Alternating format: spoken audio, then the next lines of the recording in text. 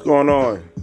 Early Sunday morning, early October 2022. I think it's the day before Columbus Day, or what they call it, Indigenous Day. Another version of Untold Stories. I keep thinking this beat is a little too loud.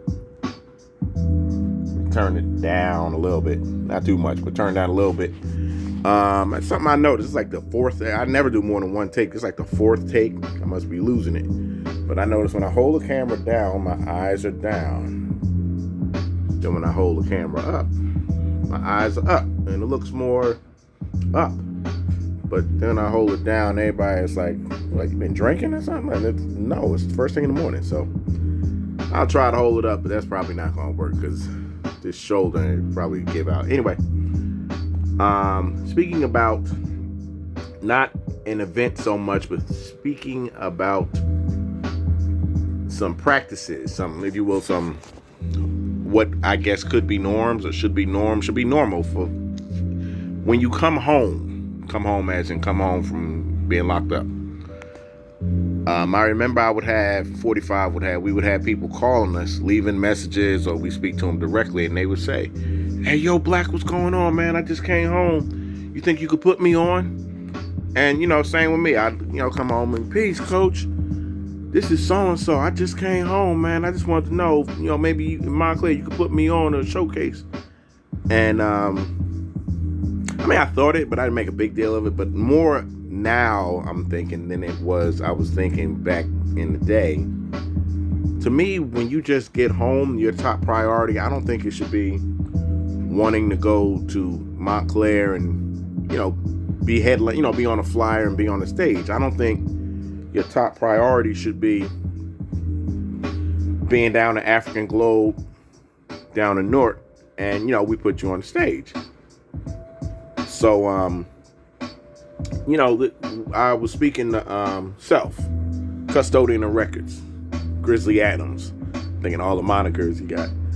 And, we had observed some people and came to realize that it seems like those of us who are doing well are still recording. As you see, I still got all these discs and this, them turntables. This is me. So we still doing what we do, whether we writing rhymes, whether we DJing, whether we making beats, producing, whatnot. We still do all of that, or at least do some of it. But we have, we support ourselves with a job, for lack of a better way of saying it. And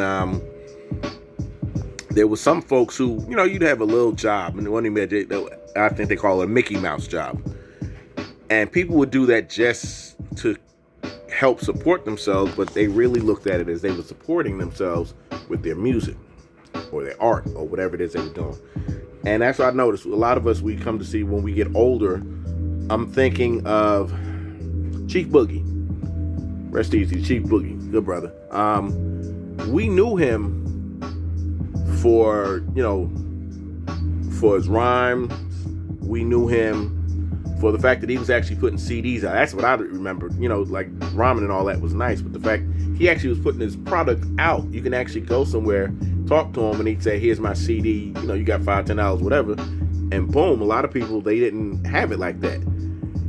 Now, as much as I remember him for that, he's far more known as Mr. Owens, the coding teacher at the school he was at in East Orange.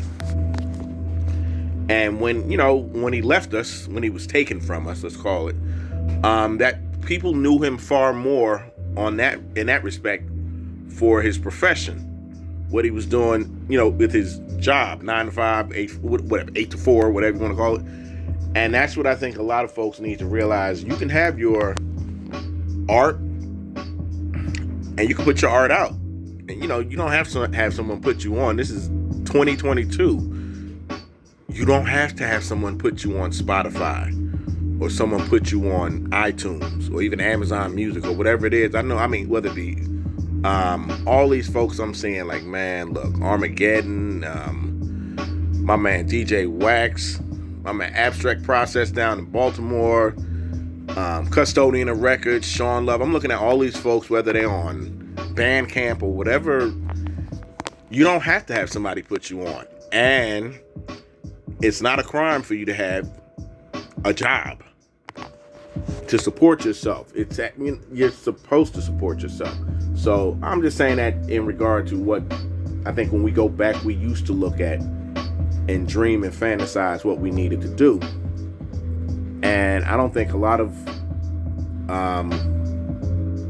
heads from back in the day realized we were building, we were making the history. We were those, I don't say stars, but we were those dudes, so to speak.